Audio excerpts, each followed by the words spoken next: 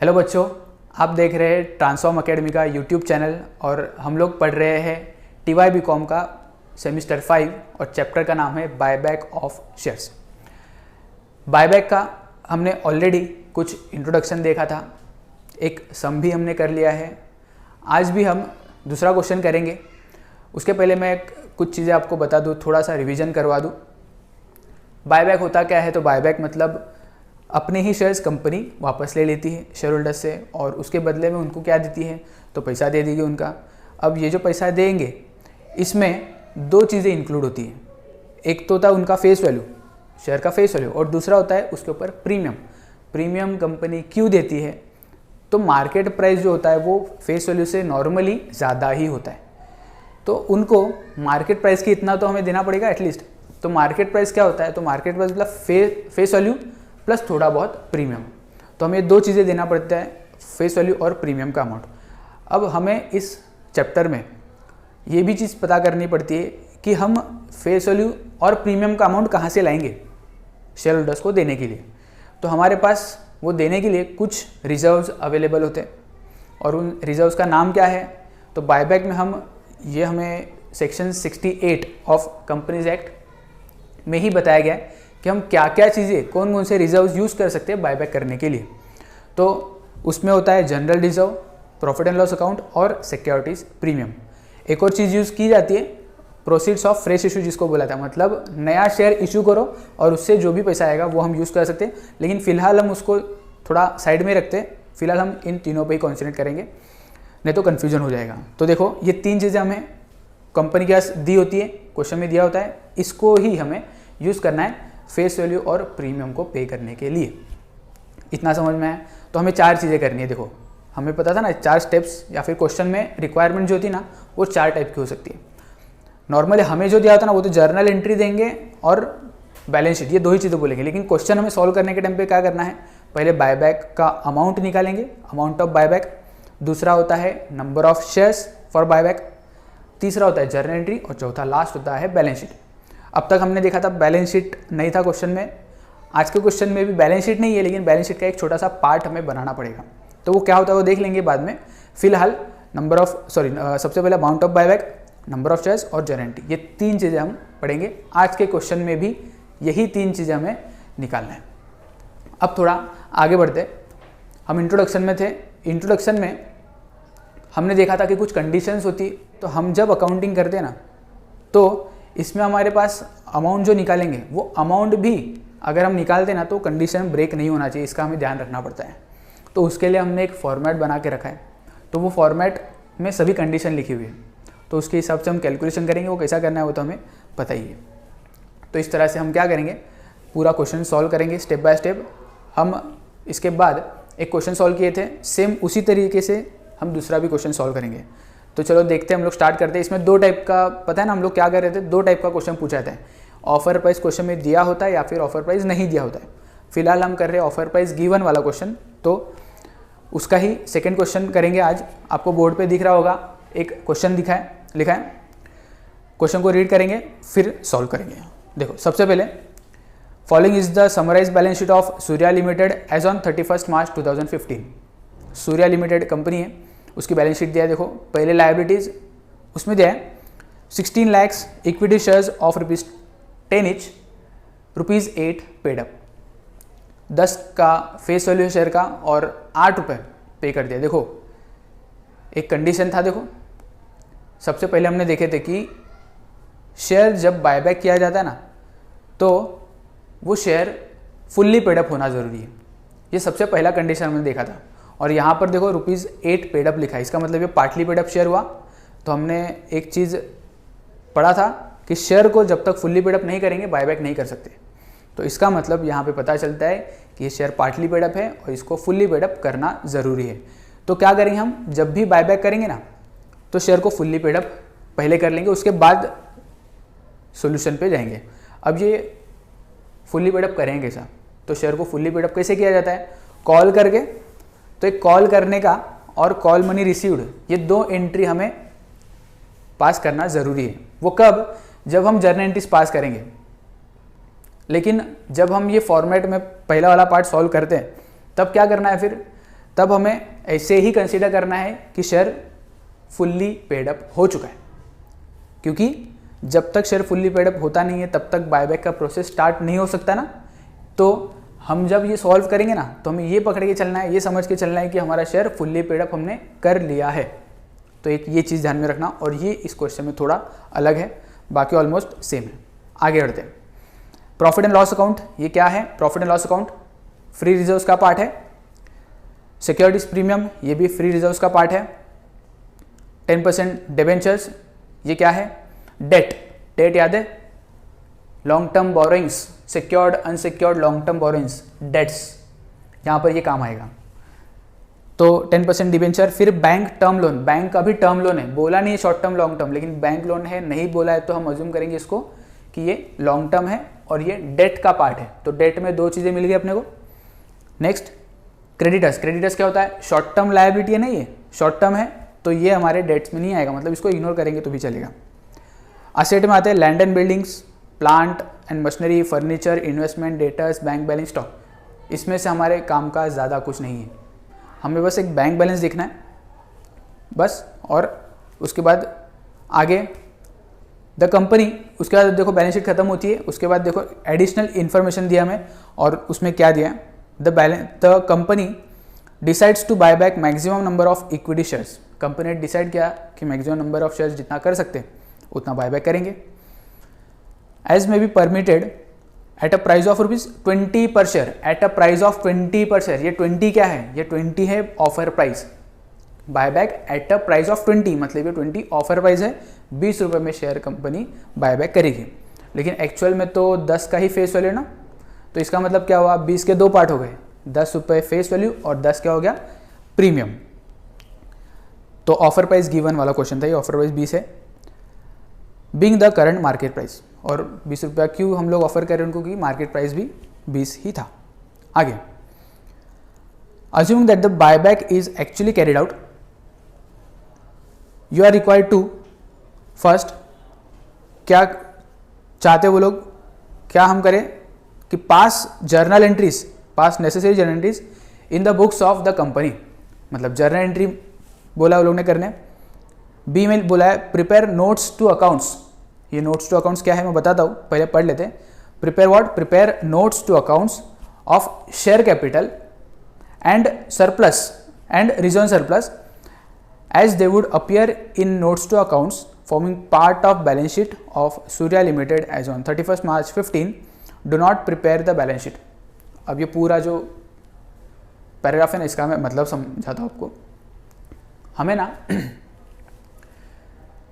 Balance sheet बनाना पड़ता है normally, इसमें बोला नहीं है, लेकिन अब तक हमने जो बैलेंस शीट देखा था ना, वो पुराने फॉर्मेट में बैलेंस शीट था वो, और वो था हॉरिजॉन्टल फॉर्मेट जो क्वेश्चन में भी दिया है।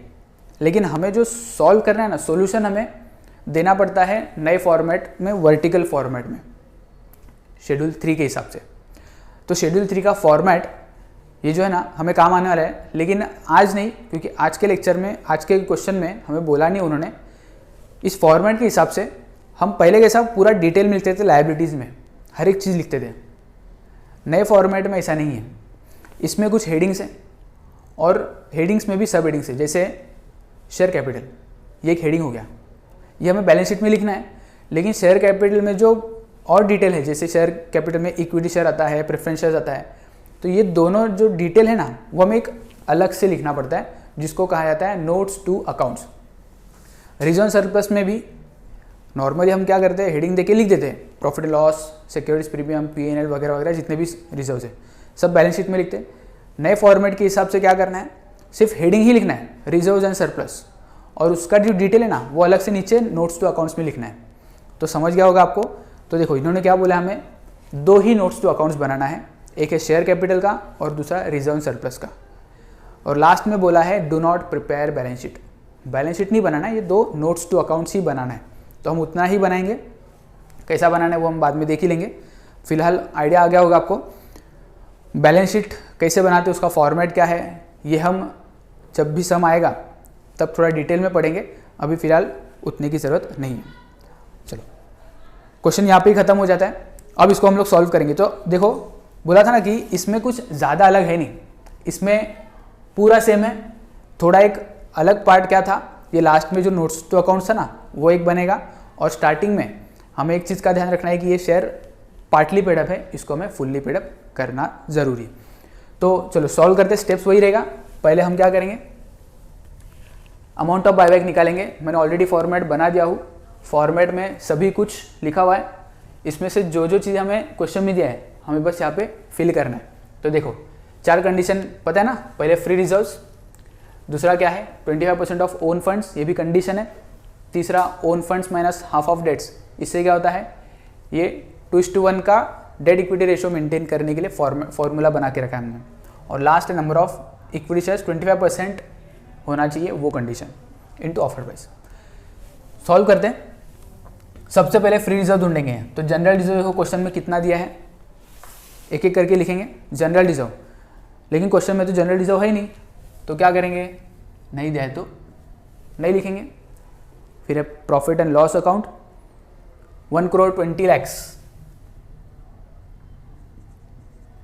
1 करोड़ 20 लाख। फिर securities premium 40 lakh, securities premium 40 lakh, दो ही था, 120 प्लस 40 160, 1 करोड़ 60 लाख। चलो एक अमाउंट मिल गया, नंबर 1। नंबर 2 क्या है 25% ऑफ ओन फंड्स, 25% बाद में देखेंगे। ओन फंड्स निकाल लेते, ओन फंड्स मतलब क्या, तो share capital plus free reserves.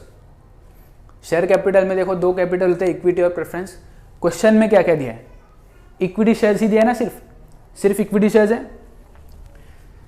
हम प्रेफरेंस शेयर्स भी फॉर्मेट था इसलिए लिखे थे, डैश कर देंगे इसको। अब देखना इक्विटी शेयर कैपिटल लिखना तो है, लेकिन कितना लिखना है, देखो क्वेश्चन में दिया है 1 करोड़ 28 लाख, तो उतना लिखेंगे क्या, गलती से भी मत लिखना।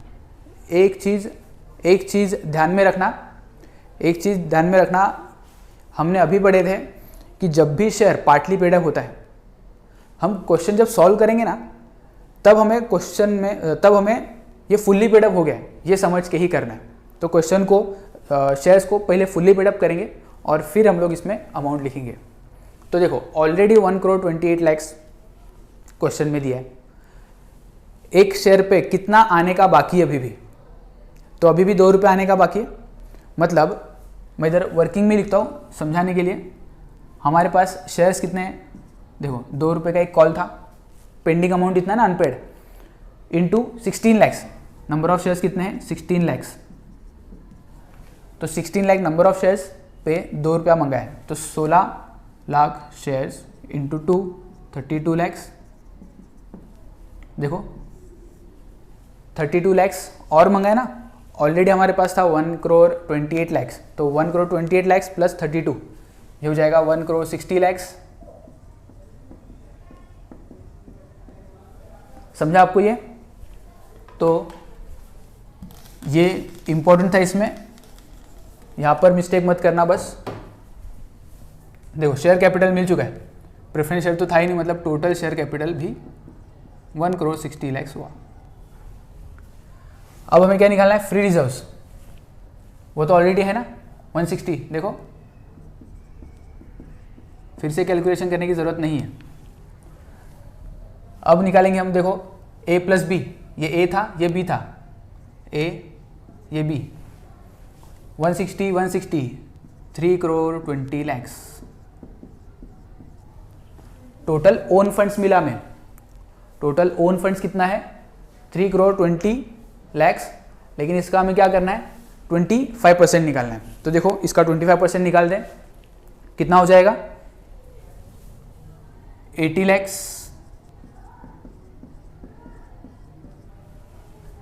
80 लाख। दूसरा अमाउंट भी मिल गया।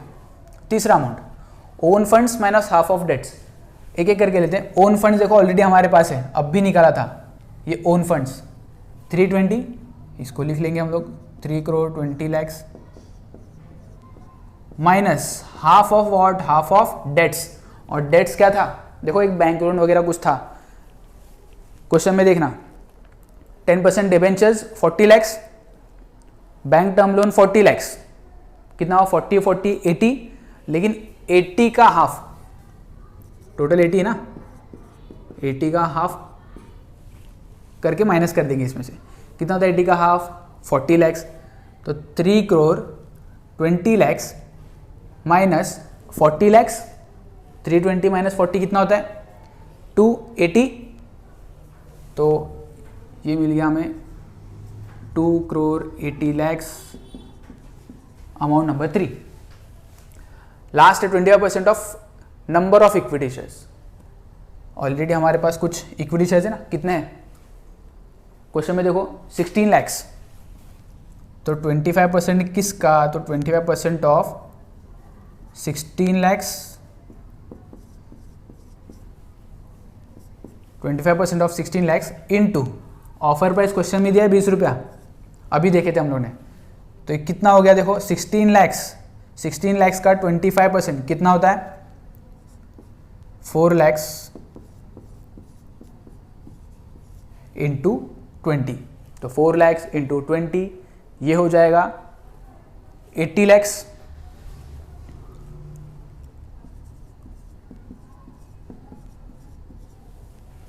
फोर लैक्स इंटू 20, 80 लैक्स, और 80 लैक्स हमने लिख दिया। ठीक है, अब देखो ये चारों अमाउंट हमें मिल चुका है,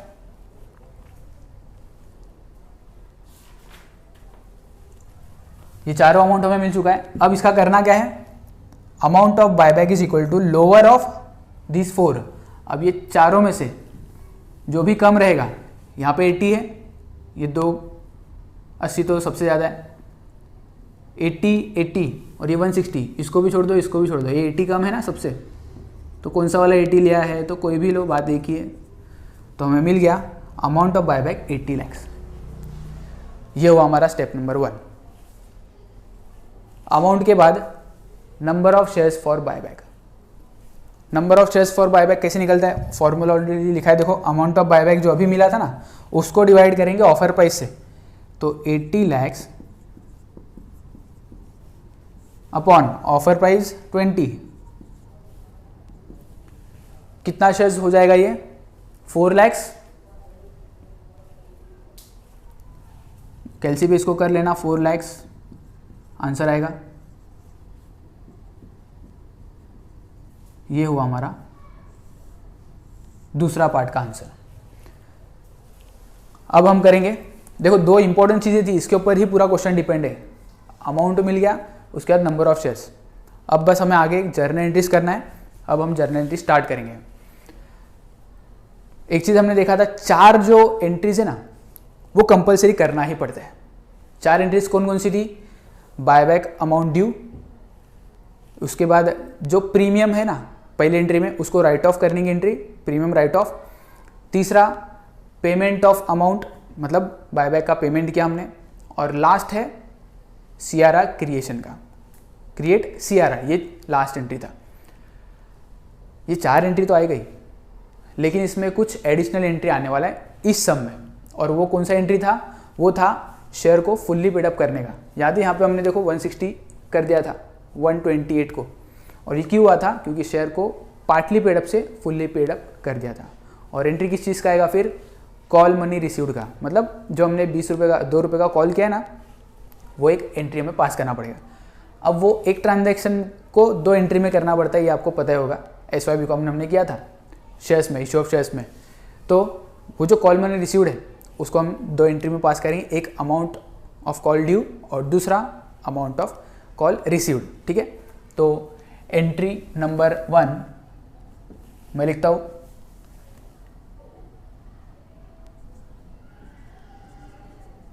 share final call account debit to equity share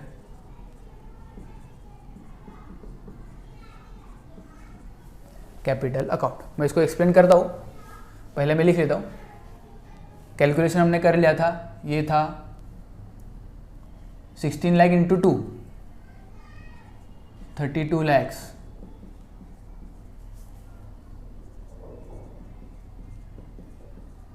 ये कैसे आया, तो यहाँ पे लिखता हूँ मैं, नंबर ऑफ शेयर्स थे 16 lakhs और पर शेयर 2 रुपीज़ का कॉल था, ये हुआ 32 lakhs। इसका नरेशन लिखता हूँ, being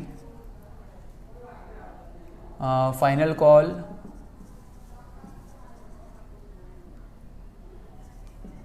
due on 16 lakhs shares.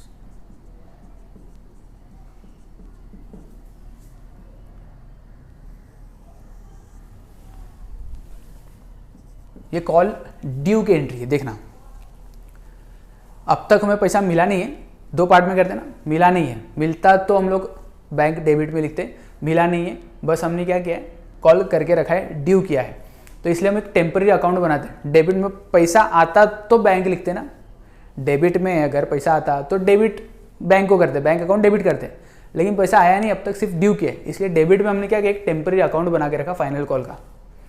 और क्रेडिट में शेयर कैपिटल क्रेडिट करके रख दिया। शेयर कैपिटल क्रेडिट क्यों होता है, क्योंकि हमारे पास अगर शेयर कैपिटल आता है तो उसको क्रेडिट ही करना पड़ता है, तो ड्यू था इसलिए हमने क्रेडिट कर दिया। दूसरी जो एंट्री ना वो होती है कॉल रिसीव्ड की। अब कॉल रिसीव्ड है मतलब डेबिट क्या करेंगे हम लोग, बैंक अकाउंट, देखो बैंक अकाउंट डेबिट, और दूसरी एंट्री में क्या करेंगे, टेम्पररी अकाउंट था ना डेबिट में, उसको कैंसिल करेंगे। और कैंसिल कैसे करेंगे, डेबिट का क्रेडिट करके to share final call account, amount same रहेगी 32 lakhs।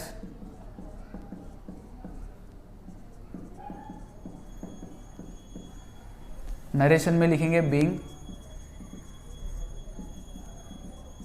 Final call received @√2।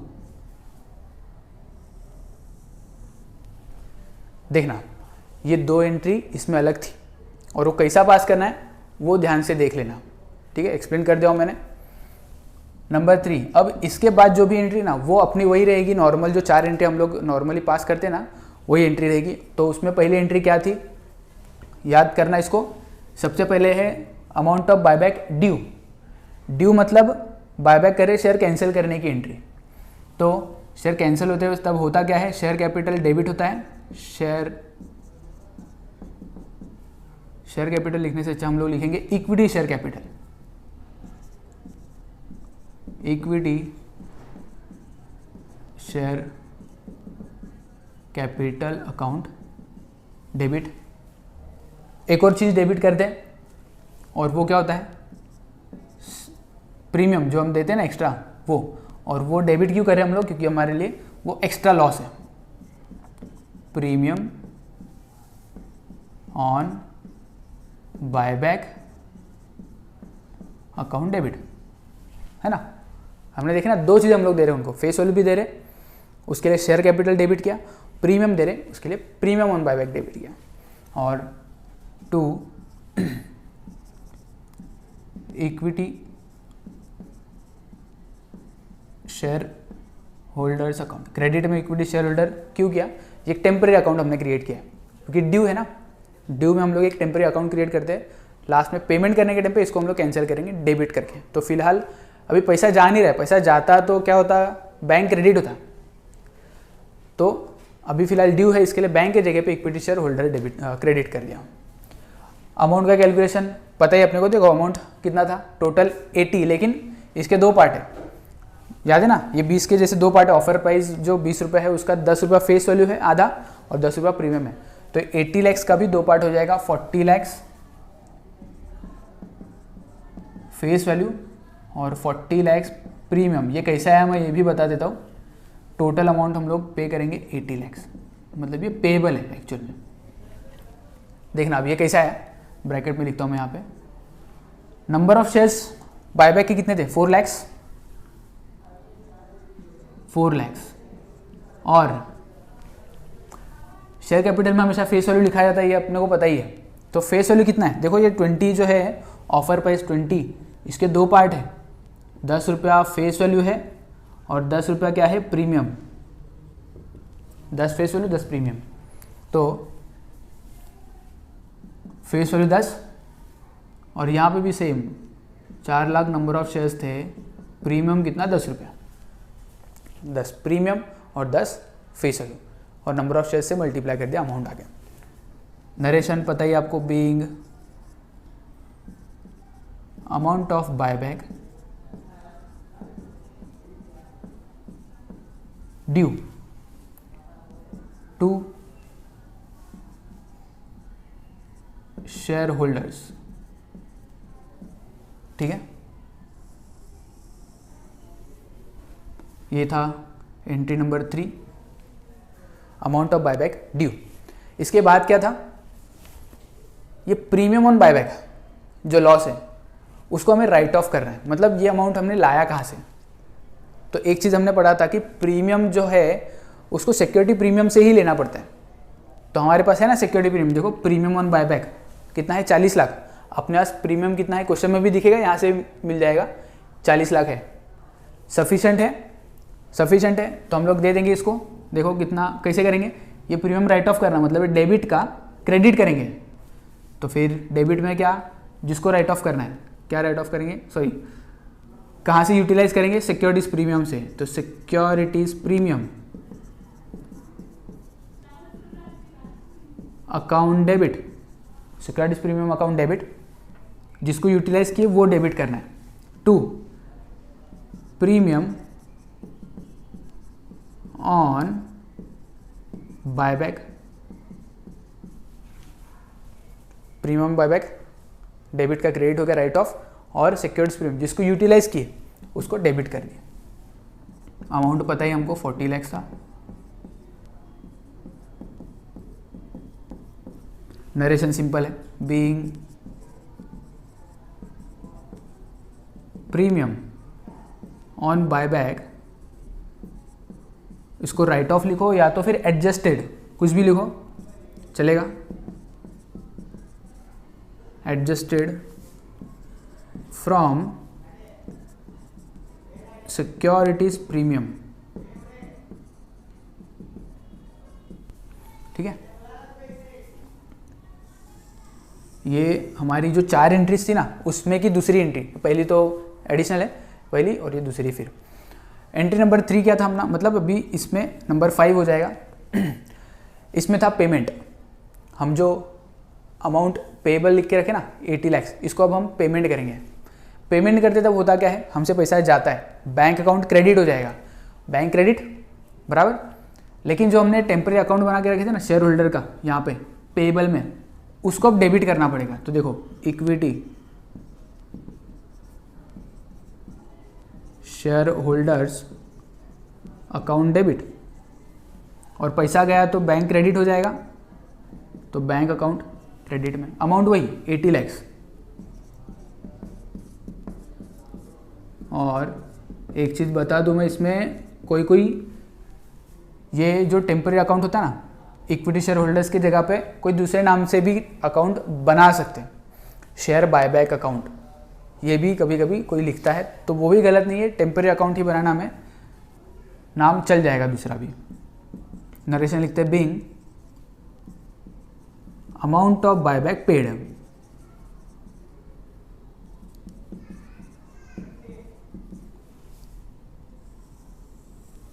इसके बाद एक लास्ट एंट्री जो आपको भी पता है, और वो एंट्री क्या है, लास्ट एंट्री होती है क्रिएशन ऑफ सीआरआर। सीआरआर क्या होता है, कैपिटल रिडम्पशन रिजर्व। ये क्या होता है, जितने भी शेयर बायबैक किए, जितनी फेस वैल्यू के, जितने भी नहीं, जितनी फेस वैल्यू के शेयर हमने बायबैक किए ना, उतनी ही अमाउंट का एक रिजर्व क्रिएट करना पड़ता है, उसको बोला जाता है सीआरआर, मतलब कैपिटल रिडम्पशन रिजर्व। एक बार ये सीआरआर क्रिएट हो गया ना, ये सीआरआर हम बाद में यूज़ कर सकते हैं उतने ही शेयर्स को फिर से बोनस शेयर के रूप में इशू करने के लिए। फिर वो सीआरआर हट जाएगा, उसकी जगह पे बोनस शेयर आ जाएंगे या फिर इक्विटी शेयर्स आ जाएंगे। तो ये चीज़ कॉन्सेप्ट क्लियर रखना कि ये सीआरआर यूज़ कब किया जाता है, बाद में इसी के नाम पे दूसरा शेयर इशू करने के लिए। ठीक है, तो फिलहाल हम सीआरआर क्रिएट करेंगे। अच्छा, अब वो कैसे क्रिएट करना है, कहाँ से लाना है। हमने ये जो प्रीमियम था ना, इसको कहाँ से लाया था, सिक्योरिटीज प्रीमियम से। हमें ये भी देखना है कि equity share capital face value का अमाउंट कहाँ से आया था। देखना, हमने इसमें सिक्योरिटी प्रीमियम यूज़ किया था ना, प्रीमियम के लिए सिक्योरिटी प्रीमियम यूज़ किया। उसी तरह से फेस वैल्यू होता है ना, ये फेस वैल्यू के लिए हम ये दोनों को यूज़ कर सकते हैं, जनरल रिजर्व और प्रॉफिट एंड लॉस अकाउंट। लेकिन हमारे इस सम में देखो जनरल रिजर्व नहीं है, सिर्फ प्रॉफिट एंड लॉस अकाउंट ही है 1,20,00,000 का। तो हमें ज़रूरत भी कितने की है, सिर्फ 40 लाख की, सफिशेंट है। तो यूज़ कर लेंगे किसको, प्रॉफिट एंड लॉस अकाउंट को। जो यूज़ कर रहे हैं हम लोग उसको डेबिट करेंगे, profit and loss account debit, profit and loss account debit.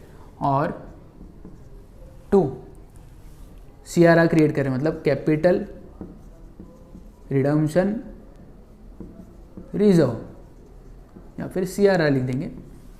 Amount क्या थी, तो यही अमाउंट 40 लाख की। फेस वैल्यू ही लिखना है, इतना याद रखो।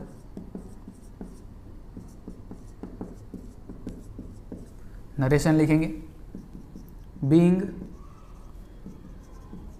CRR क्रिएटेड फ्रॉम, कहाँ से किए थे, profit and loss.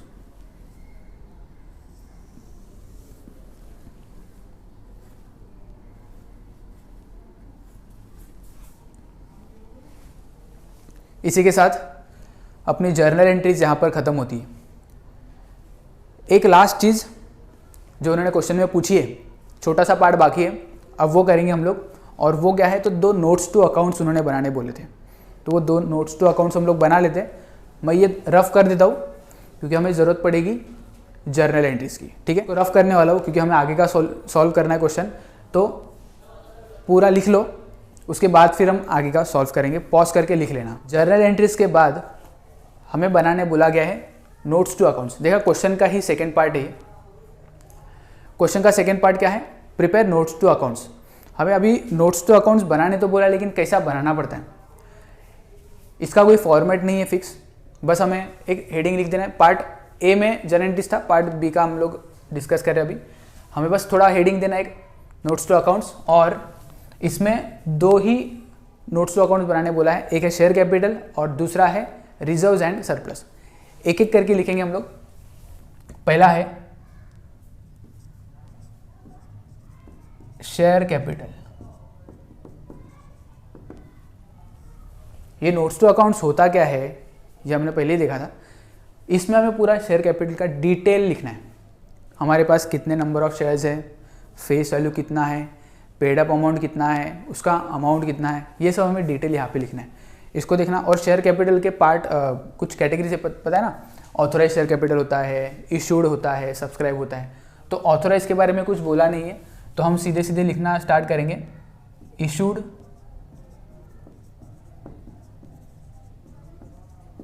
Subscribed and paid up.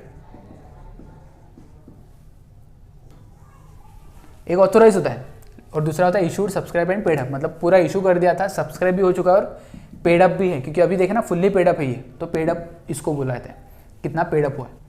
इसमें क्या होता है, जितने भी हमारे पास अभी शेयर है ना अवेलेबल, वो शेयर हमें यहाँ पे लिखने पड़ते हैं। मतलब final amount, number of shares भी फाइनल वाले, बायबैक के बाद। हमारे पास ऑलरेडी देखो 16 लाख शेयर्स थे, मैं वर्किंग ऐसी बना रहा हूँ आपको रफ में समझने के लिए। 16 लाख ऑलरेडी हमारे पास शेयर थे ना, कितने थे, 16 लाख ऑलरेडी थे, और वो भी पार्टली पेड अप। अब कितने हो गए, बायबैक हमने कितना किया था, 4 लाख। अगर आपको याद होगा इसके पहले वाले फॉर्मूले, 4 लाख हमने क्या किया था, बायबैक किया है। मतलब हमारे पास अब बचे कितने, 16 माइनस 4, 12 लैक्स। देखो तो हम क्या लिखेंगे, 12 lakhs equity shares of ₹10 each fully paid up. हमें पूरा डिटेल देना है यहाँ पे कि कितने शेयर्स हैं, number of shares, face value कितना है और पेड अप कितना है, तो फुल्ली पेड अप। ये 3 डिटेल हमें नोट में लिखना पड़ता है। अब 12 lakh shares fully paid up है, 10 का 1 मतलब कितना हुआ, 1 करोड़ 20 lakhs ये हमने ओरली किया था, लेकिन याद रखने के लिए हम लोग एक और चीज़ कर सकते हैं कि नया बैलेंस शीट कैसा बनता है, नया बैलेंस शीट का ही पार्ट है ये। नया बैलेंस शीट कैसे बनता है, तो new balance sheet is equal to old balance sheet plus journal entry. कैसे देखना, ये हमने ऑलरेडी निकाला 1,20,00,000, इसके हिसाब से जाएंगे तो भी यही अमाउंट आएगा। ओल्ड बैलेंस शीट में कितना था, ओल्ड बैलेंस शीट में हमारा इक्विटी शेयर कैपिटल कितना था, तो 1,28,00,000 बराबर है, 1,28,00,000 ओल्ड बैलेंस शीट। चलो ले लिया 1,28,00,000। फिर क्या हुआ, सॉरी न्यू बैलेंस शीट का ढूंढ रहे ना हम लोग, यहाँ पे 1,28,00,000। फिर प्लस जर्नल में कितना हुआ शेयर कैपिटल, देखो जर्नल में शेयर कैपिटल कितना बढ़ा, ये तो कॉल है, शेयर कैपिटल कितना बढ़ा 32 लाख, याद रखना एक एक करके 32, ये कॉल है इसको छोड़ दो, शेयर कैपिटल देखना है। फिर कितना हुआ टोटल देखो 128 प्लस 32 लाख है ना, क्रेडिट में था यहाँ पे 32 ऐड किया, फिर ये कैंसिल हुआ, देखो डेबिट है मतलब 40 माइनस करेंगे, मतलब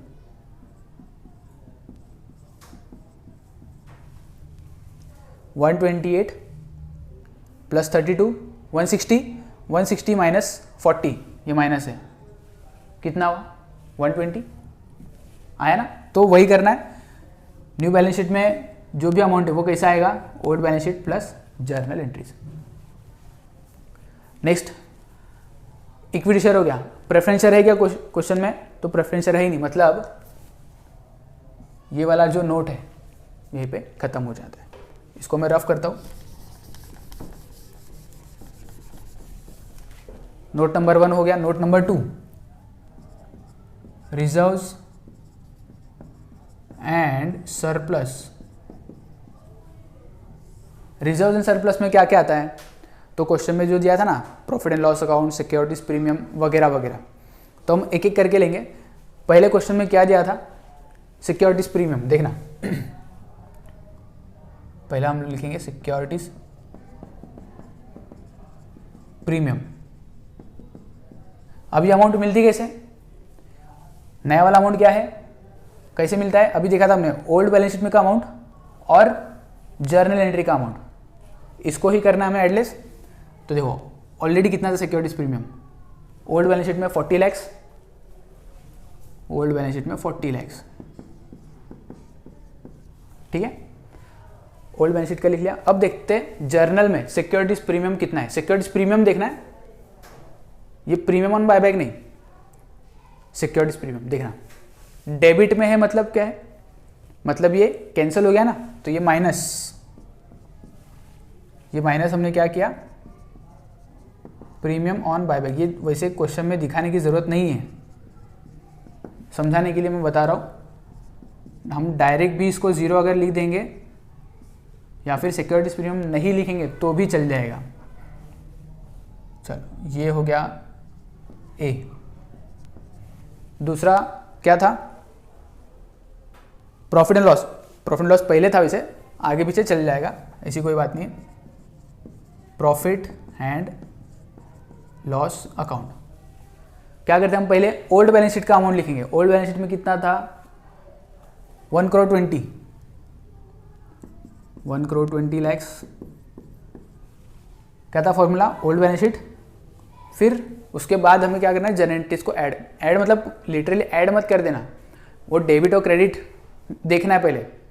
अगर प्रॉफिट एंड लॉस यहाँ पे क्रेडिट में तो ऐड करो, यहाँ पे डेबिट में तो लेस करो, ठीक है। वो डेबिट क्रेडिट ऐड लेस क्या होता है वो मैं तुमको बाद में बता दूंगा, फिलहाल इतना समझ लो इसमें कि हमें जर्नल एंट्रीज भी देखना है। तो जर्नल एंट्री में प्रॉफिट एंड लॉस ढूंढो, कहाँ पे दिख रहा है प्रॉफिट एंड लॉस, देखो यहाँ पे मिला 40 lakh. Already profit and loss क्या होता है, क्रेडिट होता है ना, लायबिलिटी साइड है मतलब क्रेडिट है, ये क्रेडिट और ये डेबिट, माइनस और कितना 40 लाख। तो 40 लाख कहाँ गया, ये CRR में गया 40 लाख तो 120 माइनस 40 कितना होता है 80 लैक्स। ये पेंडिंग अमाउंट है, बैलेंस अमाउंट। 2 ही रिजर्व्स क्वेश्चन में दिया है ना, लेकिन एक जर्नल एंट्री में नया रिजर्व हमने क्रिएट किया। कौन सा? CRR रिजर्व है ना ये, तो रिजर्व सरप्लस में ही जाएगा। तो लास्ट में हम लिखेंगे कैपिटल रिडम्पशन रिजर्व का नाम कितना है 40 लैक्स। ये कैसे पता चला? तो हमको पहले ही देखना पड़ता है कि कोई नया रिजर्व है कि नहीं, और बाकी सब चीज़ें वो हमें नहीं बोला है लिखने के लिए। हमें बस क्या लिखना था, सिर्फ जितना भी रिजर्व वो और कैपिटल लिखना था। बाकी चीज़ें देखो, जैसे बैंक नहीं लिखना है कहाँ पे, ये शेयर फाइनल कॉल देखो यहाँ पे डेबिट है, शेयर फाइनल कॉल यहाँ पे क्रेडिट कैंसिल हो गया। फिर ये बैंक हमें बनाना ही नहीं था, शेयर कैपिटल हमने ऑलरेडी ले लिया है। शेयर होल्डर्स देखो यहाँ पे क्रेडिट है, यहाँ पे शेयर होल्डर्स डेबिट हो गया, कैंसिल सेम अमाउंट से।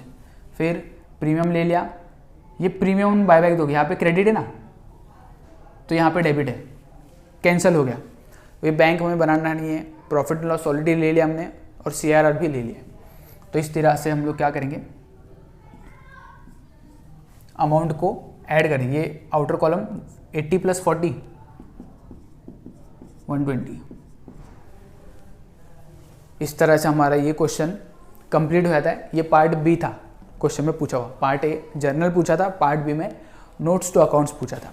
तो इस तरह से हमारा ये क्वेश्चन कंप्लीट होता है, और इसके बाद नेक्स्ट क्वेश्चन हम करेंगे अगले वीडियो में। तो मिलते हैं अगले वीडियो में, तब तक पढ़ते रहिए, रिवाइज करते रहिए।